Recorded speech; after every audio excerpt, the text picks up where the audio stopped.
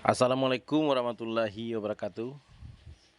Selamat berjumpa kembali kawan-kawan, khususnya kawan-kawan yang satu iman dimanapun berada. Mudah-mudahan dalam keadaan sehat dan terhindar dari segala musibah dan mara bahaya yang kebetulan sekarang ini lagi musim, karena kita ini hidup di masa tenggang dunia gitu. Jadi memang dunia ini lagi mengalami perubahan, karena posisinya itu sedang menuju hari kiamat. Dan kita yang hidup di zaman sekarang ini hidup di dalam masa tenggang dunia, dari detik-detik atau masa kehancuran dunia itu. Marilah kita memanfaatkan waktu yang tersisa atau yang diberikan Tuhan kepada kita ini untuk berbuat baik dan membenahi segala kekurangan-kekurangan diri kita di dalam beragama ataupun di dalam urusan dunia. Karena sekarang ini waktu itu berputar begitu cepat. Dari bangun pagi kita tuh sibuk begana begini, tahu-tahu udah jam 11 siang. Sibuk lagi, tahu-tahunya sudah asar. Sibuk lagi, tahu-tahunya sudah maghrib. Tidak lama maghrib itu berlalu, datanglah ngantuk dan kemudian tidur. Besok bangun lagi pagi, melakukan aktivitas dunia, dan kemudian sadarnya siang, pas waktu azan zuhur. Dan begitulah seterusnya dari hari ke hari, dari minggu ke minggu, dari bulan ke bulan, bahkan dari tahun ke tahun. Setan melupakan seseorang itu untuk mengintrospeksi dirinya. Setelah orang itu tua, rambutnya sudah mulai memutih, barulah kemudian dia tersadar bahwa ternyata selama ini dia telah sibuk mengurus urusan dunia, sedangkan dia lupa mengurus dirinya sendiri, bahwa setiap insan itu akan dihadapkan kepada Tuhan, sang pemilik alam semesta. Nah, itulah yang memacu atau membuat saya termotivasi untuk membacakan ayat-ayat Al-Quran ini, terjemahan ayat Al-Quran, agar mungkin kawan-kawan yang dimanapun berada yang tidak sempat membuka Al-Quran gitu ya, karena kehabisan waktu setiap harinya itu bekerja mengurus urusan dunia, tapi tidak sempat membuka Al-Quran.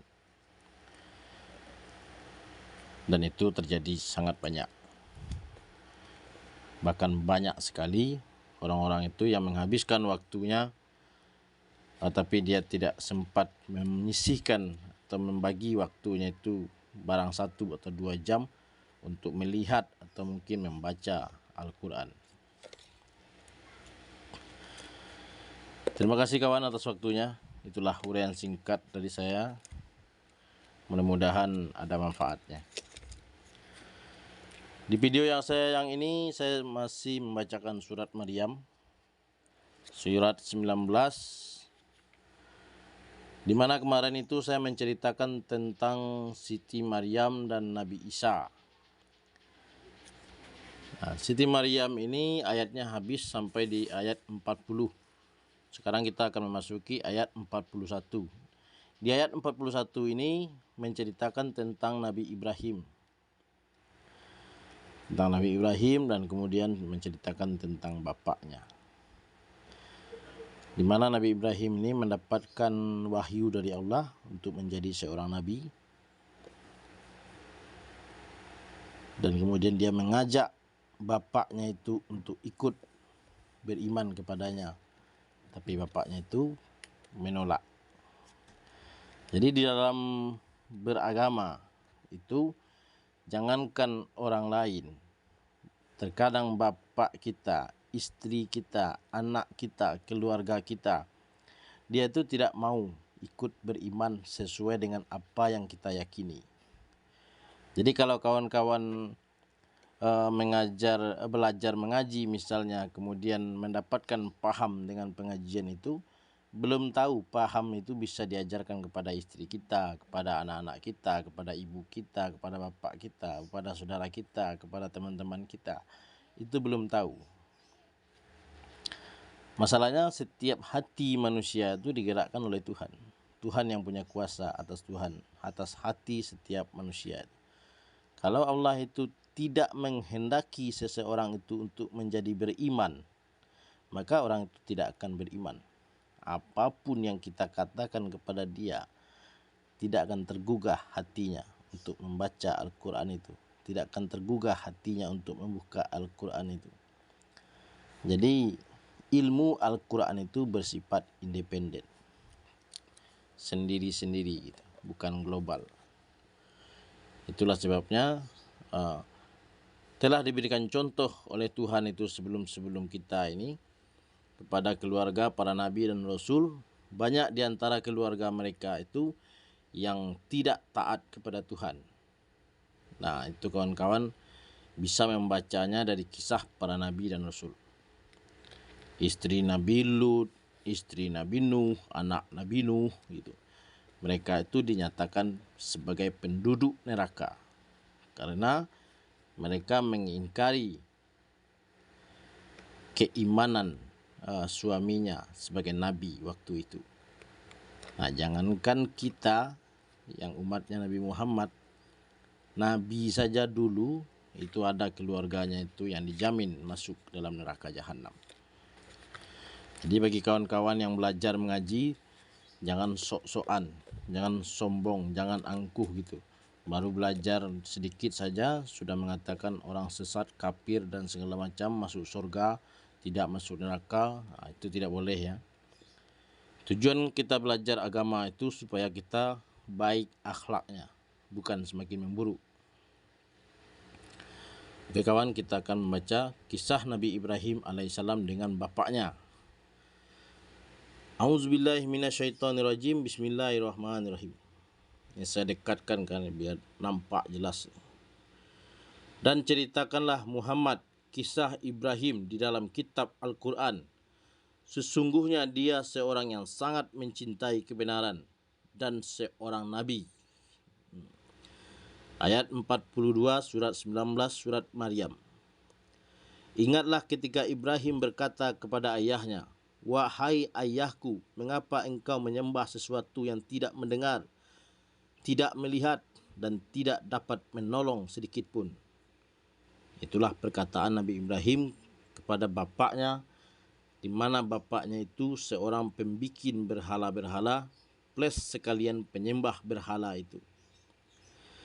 Dan kemudian Tuhan menyelamatkan Nabi Ibrahim dengan memberikan dia itu wahyu melalui mimpinya akan kebenaran agama tentang ketuhanan. Dan kemudian Nabi Ibrahim itu tidak mempercayai lagi berhala-berhala itu sebagai penolong dirinya. Dan diberikan kebenaran kepada Nabi Ibrahim, dikokohkan iman dan hatinya bahwa berhala itu tidak akan bisa menolong dirinya kecuali pemilik alam semesta. Nabi Ibrahim ini termasuk orang yang meragukan Allah, meragukan Tuhan. Dari kisah Nabi Ibrahim ini banyak agama yang keluar. Agama penyembah matahari, penyembah bintang, penyembah bulan, penyembah apalagi ya itu ya. Banyaklah pokoknya yang keluar di zaman Nabi ini. Karena Nabi Ibrahim itu mengatakan matahari itu adalah Tuhannya. Tapi ketika matahari itu hilang, dia tidak mau Tuhan yang hilang. Akhirnya bulan timbul di malam hari. Nabi Ibrahim itu mengatakan inilah Tuhan. Tapi ketika bulan itu hilang, dia mengatakan dia tidak mau Tuhan yang bisa hilang. Nah, itulah historis perjalanan Nabi Ibrahim itu dulu mencari Tuhan, sampai kemudian dia akhirnya menemukan satu titik terang. Kalau seluruh Tuhan-Tuhan yang dia percaya itu bisa menghilang dan bisa timbul kembali seperti matahari, berarti semua alam semesta ini ada pemiliknya. Dan pemiliknya itulah yang disebut Nabi Ibrahim Tuhan, Tuhan semesta alam. Dan akhirnya Nabi Ibrahim itu mengokohkan keimanannya kepada Tuhan sang pemilik alam semesta. Tapi para pengikutnya itu tetap meyakini bahwa matahari itu adalah Tuhan, api adalah Tuhan, bintang adalah Tuhan, bulan adalah Tuhan. Dan akhirnya agama itu jadi banyak. Dan bahkan sampai sekarang masih ada agama yang menyembah matahari. Dan itu dibenarkan Tuhan. Tidak ada mereka itu digulung Tuhan, ditampar, apalagi dimusnahkan ataupun dibinasakan. Semua orang yang hidup itu diberi kebebasan oleh Tuhan untuk memilih agamanya masing-masing. Diberi rezeki oleh Tuhan dan diselamatkan oleh Tuhan di atas dunia ini. Itulah salah satu keagungan atau keadilan Tuhan. Memberi kebebasan kepada orang yang hidup untuk memilih agama. Nah, sekarang tinggal kita mau memilih agama Islam atau agama yang lain. Semua tergantung kepada diri kita masing-masing.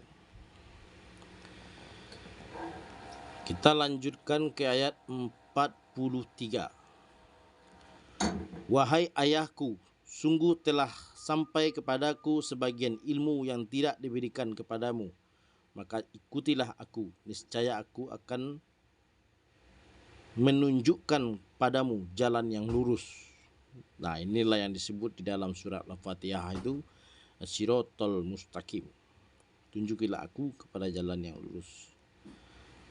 Nah, di dalam Al-Fatihah itu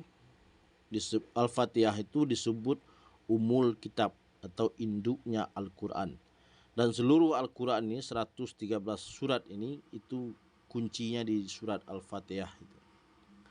Itulah kenapa Al-Quran itu disebut Al-Fatihah itu disebut umul kitab.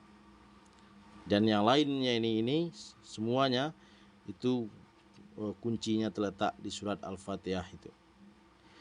Nah, sengaja saya tidak membacakan